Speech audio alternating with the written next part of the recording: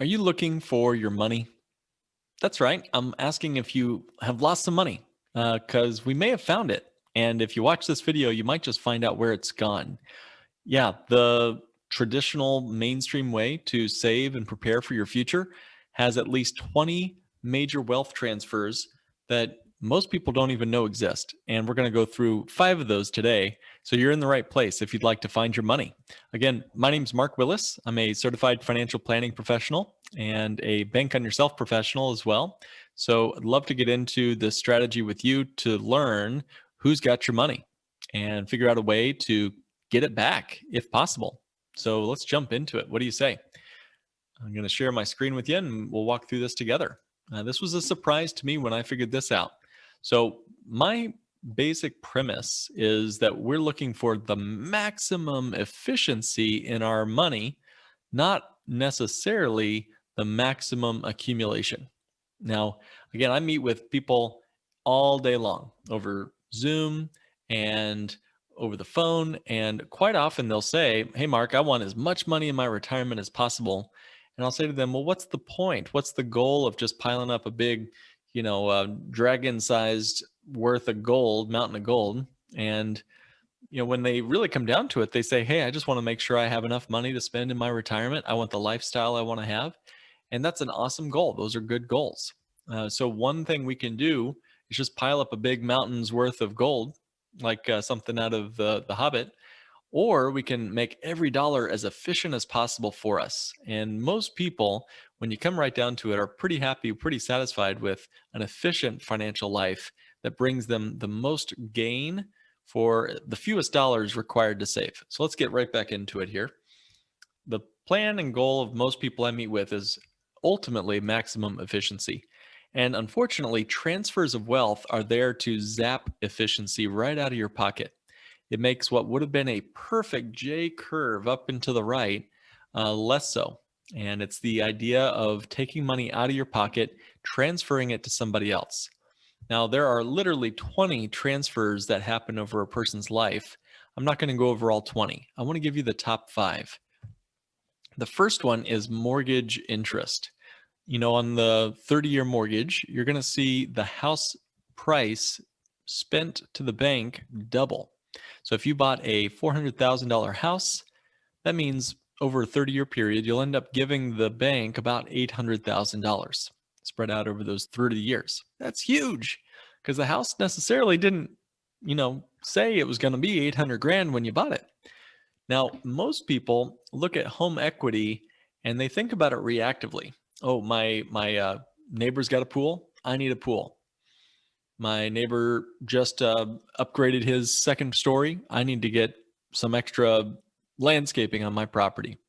Most people think reactively about their mortgage and their home equity.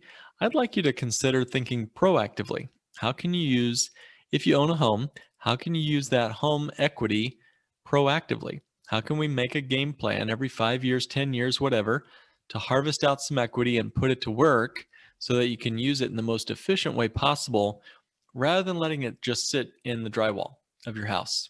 Most people have all their net worth tied up in the drywall of their house. I don't think that's an efficient way to make use of the equity you have, not to mention all of the interest that you'll end up spending at the bank. So, number 2 are taxes. The biggest expense you'll have in your life, if you just do all the math, is not going to be sending your kids to college. It's not going to be, even your own retirement. It's going to be the annualized number you give to the Internal Revenue Service. Now, one way you can reduce that payment to the Internal Revenue Service is to consider the cash flow quadrant. And it's something made popular by Robert Kiyosaki and Tom Wheelwright and more. But you can see it on the screen here. There are 4 basic ways to make money in the United States and really around the world. Employee, where you have a job. S, which is self-employed, where you own a job. The B, business owner, where you own a system that works for you, employees, franchises maybe. And then I, investor, where your money is your employee, where your money works for you. As you move to the right side of the quadrant, your taxes go down. The longer you stay only in the left side of the quadrant, your taxes will stay high. So the goal, or one goal, if you want lower taxes, is to consider how you can add some B or I, or even both, to your life, to your financial life. So second one is taxes. Third, college. The system of the mainstream college education right now in the United States is a dramatic wealth transfer. Again, we're looking at the 5 big wealth transfers of the average American life.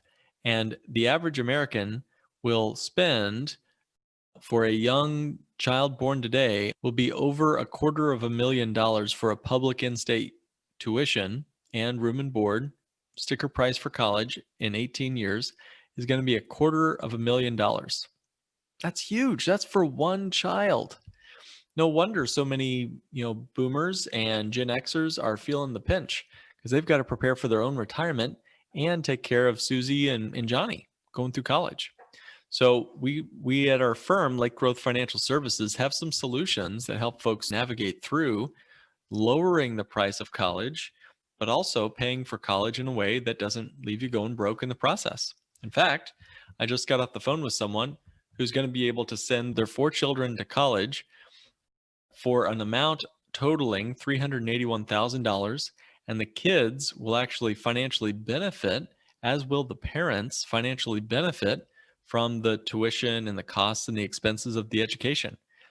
Talk about a shift in the mind, a mindset shift, when the wealth transfer goes from, not from you to the college, but from you to your children, and then back to you again, and then back to the children again. That's the process that we were able to help this young family through earlier today.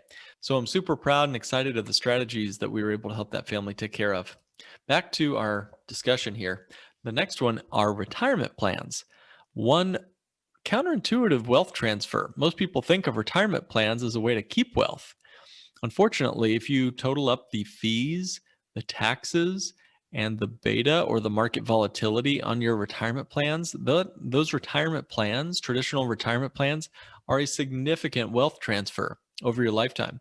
The Department of Labor alone says fees of just 1% per year can slash your account value over a 35-year period by 30%. A third of your life savings just gone due to a low fee, 401k or IRA. Add on top of that taxes due on your money. Now, it's uncommon to hear this, but the some truth is the IRS will get a higher rate of return on your 401k than you will, guaranteed. And we'll go into the math on that on another video. But the taxes due on the 401k or IRA over your lifetime and throughout your retirement years are a significant wealth transfer.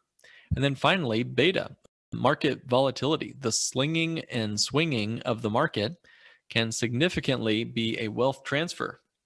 If you lose 10% of your money this year, you have to do more than 10% next year just to break even. So obviously, volatility is a major piece. The final of our wealth transfers are how to make capital purchases. And this is one of the strategies that we specialize in at our firm, because I believe the biggest expense that we consistently make, taxes, but also college, but also all of our cars and vacations and home, if you add it all up, what is it really? Well, it's really how we buy stuff, how we buy the things of our life, those major capital purchases. And that's something, I guess, underlying all of the wealth transfers in life, is how we buy stuff. And we believe at our firm, Lake Growth Financial Services, that we've uncovered a centuries-old strategy, which is better even than paying cash for major purchases, that allows us to recapture some of those wealth transfers that are leaking out of our system and able to make our money much more efficient. Not always have to be great in terms of accumulation, although that's fine too. But it's all about the efficiency of the wealth system that you're creating, so that you don't have a lot of things leaking out the back, money scurrying away, people taking money from you when you're not looking. So we call that theft, by the way. So if you don't want money leaking out the back or sneaking out the back or being stolen from you, one of the best ways we've found is through how to make capital purchases, which include cars, vacations, home repairs, business equipment, real estate, college educations, all of it. And if you'd like to learn how we've been able to help other clients take care of those major capital purchases, then definitely give us a call.